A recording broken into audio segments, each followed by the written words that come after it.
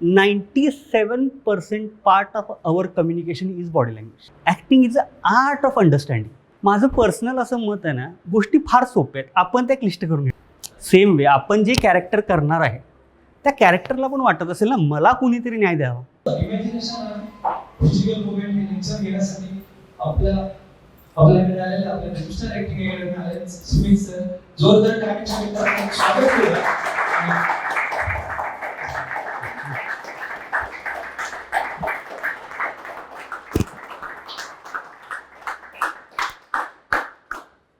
Hello, good morning. Good morning. आजचा topic काय मला परत जरा सांगाल? Acting is a art of understanding.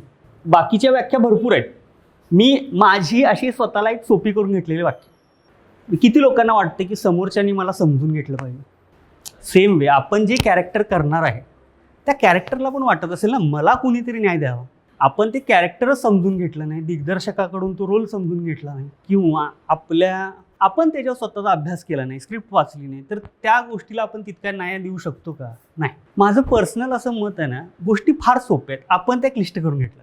त्यामुळे जास्त असं पहिलं तुम्ही फ्री व्हा, स्वतःला असं हे करा, रिलॅक्स व्हा जरा. बॉडी लँग्वेजचाच हे आहे.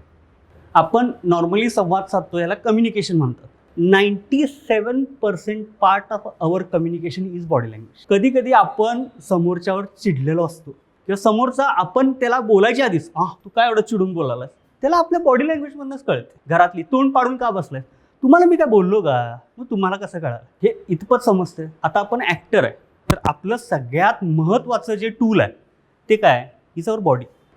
आता वाक्यच नाही दिली दिग्दर्शकानं, मग काय करणार? ॲक्टर भरपूर वेळा आपण काय म्हणतो, मला वाक्य मिळालं नाही. एक ॲक्टरला म्हणजे त्याचा खरी परीक्षा कधी कळते की जेव्हा तुमच्याकडे स्क्रीनवरती वाक्य नाही, तुम्हाला एक्सप्रेस व्हायचं तुमच्या ॲक्टिंग म्हणजे बॉडी लँग्वेजमधून. ते खरंच केलं ना. इरफान खानला कोणी बघितलं स्क्रीनवर? पानसिंग तोमर, किती उत्कृष्ट सिनेमा आहे. आपण घेत जायचं आणि ते प्रोजेक्ट करत जायचं. ओके, इथंपर्यंत समजलं. मला 2 शिंगा आहेत का, शेपूट आहे का, मी तुमच्यातलाच एक आहे. बरं, आल्यानंतर ना आत्तासारखं काय AI प्रोग्रामिंग केलं आणि मी शिकून आलो आहे का? नाही. तुमच्यासारखं झटपडत हसत खेळत आपण पुढं जायचं. कळालं? सगळ्यात महत्त्वाचं काय, इट्स अ टेक्निक. एक ॲथलीट रनर आणि एक रेग्युलर रनर. ॲथलीट जो आहे तो सराव करतो, त्याच्याकडे प्रॉपर टेक्निक. याच गोष्टी शिकण्यासाठी आलो ना आपण, की त्याचं तंत्र काय, व्हॉट इज द टेक्निक, माहिती असतं तर आपण आलो असतो का?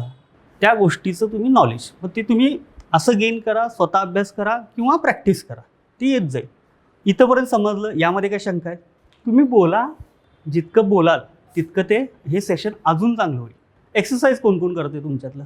ओके, एक्सरसाइज करायच्या आधी आपण काय करतोय का, बॉडी लूज होते. सेम वे ॲक्टिंग करताना जर मी असेल, नमस्कार, स्वागत आहे तुमचं, फ्री आहे ना.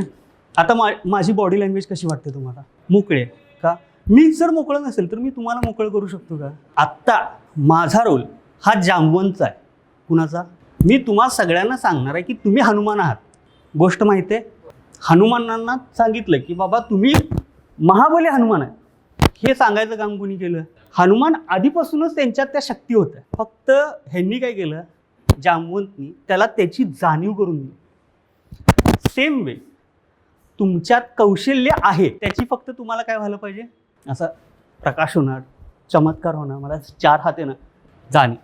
हे फक्त खुलं ठेवायचं. कळालं? अजून काय शंका आहेत? काही तुला काय शंका आहेत? बिंदास बोलायचं. बॉडी लँग्वेजची एक्सरसाइज का करायच्या? कारण की भरपूर वेळा आपल्याला न कळत काही सवयी लागलेल्या असतात.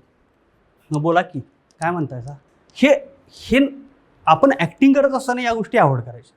कळालं? पहिला एक मोठी लिस्ट बनवा, काय नाही करायचं, आपोआप तुमचा शिफ्ट कुठं होणार, तुम्हाला जे करायचं आहे ते आपोआप येत जाईल. ओके, पहिला मोकळे व्हा, दीर्घ श्वास घ्या.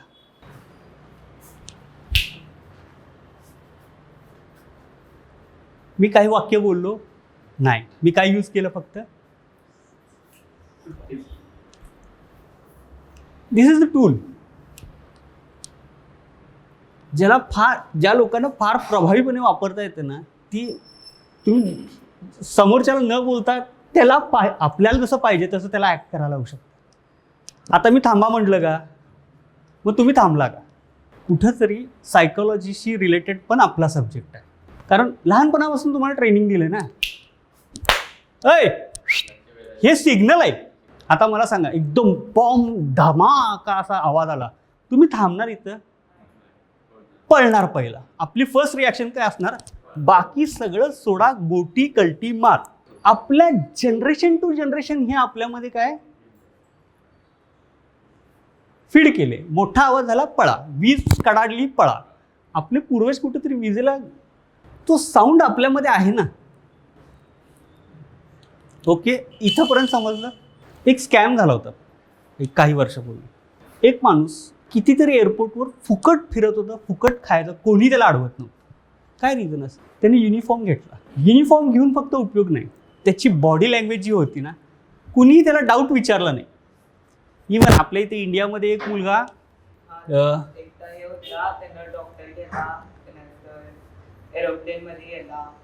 एक मेजर नव्हता तो मुलगा, खरं त्यानं बनाव असा केला. बरं त्यासाठी पण कॉन्फिडन्स लागतं. त्यानं सगळ्यात महत्त्वाचं काय केलं, ती बॉडी लँग्वेज कॅरी केली. ॲक्टिंग करत असताना मेजर टूल जे म्हटलं आपलं हे शरीर आहे. हे तुमचं बॉडी आणि माइंड फ्री नाही, तर तुम्ही कॅरेक्टर करताना तुम्हाला जरा तेवढं कम्फर्टेबल नसणार. कलाकार आहे आपण, की बाबा कारखाना नाही की लगेच तुम्ही हां चला हे कॅरेक्टर लगेच करा. ती कॅरेक्टर करण्यासाठी थोडाफार स्टडी पाहिजे, काहीतरी टेक्निक आहे ना, की ते असंच आहे. मला फक्त आता काय जाणून घ्यायचं की आत्ता आपण 1 तास 1.5 तासामध्ये काय जे काही केलं त्यामध्ये तुमच्या काही शंका गिव्ह अँड टेक होऊ दे. एक्सरसाइज तर आहेत महत्त्वाचे, खरं त्या एक्सरसाइजमुळे तुम्हाला फायदा झाला का, की आपण कवायतीचे शाळेतले प्रकार पण करतच होतो ना, ह्यामध्ये आणि ह्यामध्ये काहीतरी फरक आहे. तर काय आहे त्याचा तुम्हाला काय फायदा होऊ शकतो, आणि तुम्ही फक्त इथं केलं म्हणजे झालं असं नाही. म्हणजे कोर्स संपला आणि मी परत तिकडे फिरकणार नाही असं. उलटं जास्त जोमानं जेवढी जास्त प्रॅक्टिस तुम्ही कराल तितकं काय होईल, आपण आर्टिस्ट आहे, आपण आपल्या क्राफ्टवर काम केलं पाहिजे. नाही मला अजून काय तसे ऑफर येत नाहीत तर मी का प्रॅक्टिस करू. ठीक आहे ना, आल्यानंतर तुम्ही प्रिपेअर आहात का, तुमचं जेवढं तुमच्यावर काय म्हणतो आपण, ॲक्टर बघितल्यानंतर ना कळते की त्यानं स्वतःवर किती काम केलं. तराश ना पडतं इसको, काय करणार पडतं, म्हणजे काय केलं पाहिजे, क्राफ्टवर काम केलं पाहिजे. कळलं. आज आपण बॉडी लँग्वेज आणि इमॅजिनेशनकडे जाऊ. पहिला खरं बॉडी लँग्वेज समजून घेऊ. ओके, आजच्या सेशनमध्ये तुम्हाला काय काय कळालं मला सांगा, नाही तर मग सगळा खेळ कॅल्क्युलेशनचा. या सीनला माझं रिस्पॉन्स कसा असणार, मी रिॲक्ट कसं होणार, या सगळ्या गोष्टी. आता मी बोलतो तर तुम्ही काय करता, हे हलवता, ही रिॲक्शन आहे ना. काही लोकांना सवय असावं, ती त्या कॅरेक्टरची एक हे झाली ना, सिग्नेचर स्टाईल झाली. प्रत्येक कॅरेक्टरची एक सिग्नेचर स्टाईल असते, ती जर तुम्ही पकडली तर ते कॅरेक्टर म्हणजे आपण काय म्हणतो चेरी ऑन टॉप, म्हणजे परफेक्शन. तसे अजून तुम्ही काय सांगू शकता की सर ह्या व्यक्तीची मी ही एक सिग्नेचर स्टाईल पकडलेली, तशी काय सांगू शकता. आता ज्या लोकांना मिशा आहेत त्यांचं एक कायम असतं, काही नसलं तर हे आहेच. हां हां ठीक आहे, चलो. हां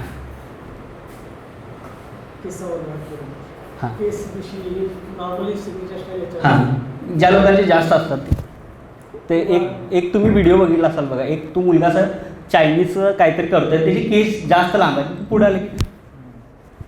हां अजून हे बारकावे झाले. आता आपण काय केलं की नॉर्मल बॉडी लँग्वेज, त्यानंतर बारकावे. आणि एक कसं असतं की सगळ्यात अवघड जे काम आहे ते मायक्रो एक्सप्रेशन. सगळ्यात हा जो पार्ट आहे ह्याच्यातून तुम्ही जी ॲक्टिंग करताय हे सगळ्यात काय म्हणते डिफिकल्ट टास्क म्हणा, अभ्यास होता. तुम्ही रिॲक्ट कसं होत आहे, अंडरस्टँडिंग तुमचं किती, या सगळ्या गोष्टी आहेत. फार सुंदर ॲक्टर आहेत ते, कधी जे जास्त वाक्य लिहितात त्यांच्या पंकज त्रिपाठी. हां त्यांच्या मध्ये पण भरपूर काही गोष्ट आहे. हे कधी येतं जेव्हा तुम्ही ॲज अ ॲक्टर त्या गोष्टी अंडरस्टँड म्हणजे पूर्ण त्याचा अभ्यास करून तुम्ही रिॲक्ट करता.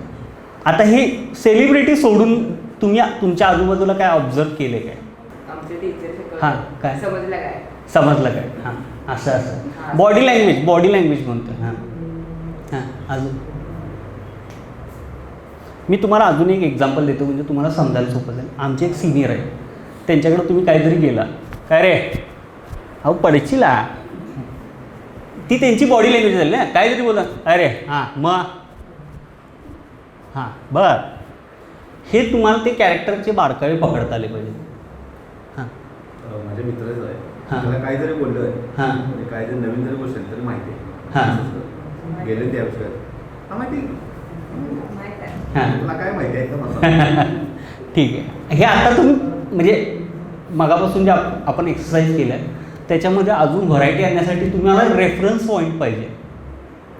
आता एखादं कॅरेक्टर येते आणि तुम्हाला असं दाखवायचं की ते कॅरेक्टर ओव्हर स्मार्ट आहे, तर त्या ठिकाणी तुम्ही हे वापरू शकता. हे आपण काय करतोय, आपल्या आजूबाजूच्या एन्व्हायरमेंटमधून आपण इन्स्पिरेशन घेतो. हां मी एका ठिकाणी म्हणजे फॅक्टरीमध्ये व्हिजिटसाठी गेलो होतो. हां तिथे एक व्यक्ती होती म्हणजे कंट्रोल पॅनल वगैरे. हां त्याने एक सवय होती ना की बोलत हां हा ते हां हां हे असं ते हे आता काय झालं, आपण त्याच्यामध्ये फ्लेवर ॲड करतोय. ह्या ज्या छोट्या छोट्या गोष्टी आहेत ना तुमच्या कॅरेक्टरला एक डिटेलिंग देतात. अजून आमचे मुख्याध्यापक होते हां. मराठी शाळेत. हां तर कुणालाही मारायचं झालं, मुलांना मारायचं झालं तर ते अशी करायचे, हां असं करायचं. मग आम्हाला पहिला समजायचं नाही, नंतर लक्षात त्यांच्या अंगठीला इकडं हे होतं खडा, आत्ता हे तुम्ही पकडला. असं करायचं आणि मग मारायचं. आता त्या कॅरेक्टरचा तुम्ही एक बारकावा पकडला ना. तर माझा एक मित्र होता तो थिएटरमध्ये, तो त्याला असं असं करायची सवय होती, बोलताना हा बोल, मग त्याची चेष्टा करताना हा बोल रे. हां हे घड्याळ कसलं आहे? स्टीलचं, मेटल आहे ना. अजून साधं रेग्युलर स्ट्रॅपचं घड्याळ कोणाकडे आहे? हां हां ठीक आहे. आता एक तुम्हाला सांगतो भरपूर लोक. आणि अजून आता एक कसं झालं, जरा लक्झरी वॉचेसचा ट्रेंड आहे, तर काही लोकांना एक सवय असते ती दाखवतो तुम्हाला.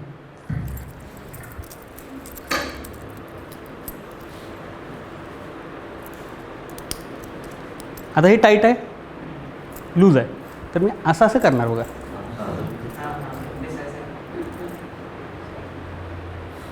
माझी एक म्हणजे मानलेली बहीण होती, तिनं हेअर कटिंग करून आली की तिचं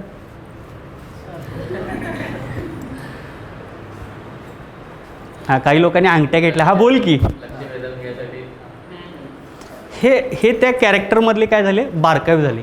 हे आपण म्हणजे हे आपण किती चांगल्या पद्धतीनं कॅच करतो आहे आणि आपल्या ॲक्टिंगमध्ये ते ॲड करतो आहे, ह्याच्यावर सगळ्या गोष्टी आहेत. इथंपर्यंत समजलं? यामध्ये काही शंका आहेत? आता हे आपण एक्सरसाइज केले, खरं ते रेफरन्स पॉईंट पाहिजेत ना आपल्याला. हे पिन पॉईंट पाहिजेत. जसं तुम्ही म्हटला की त्या सरांचा अंगठीचा खडा, हा थॉट प्रोसेस आणि हे ऑब्झर्वेशन पाहिजे.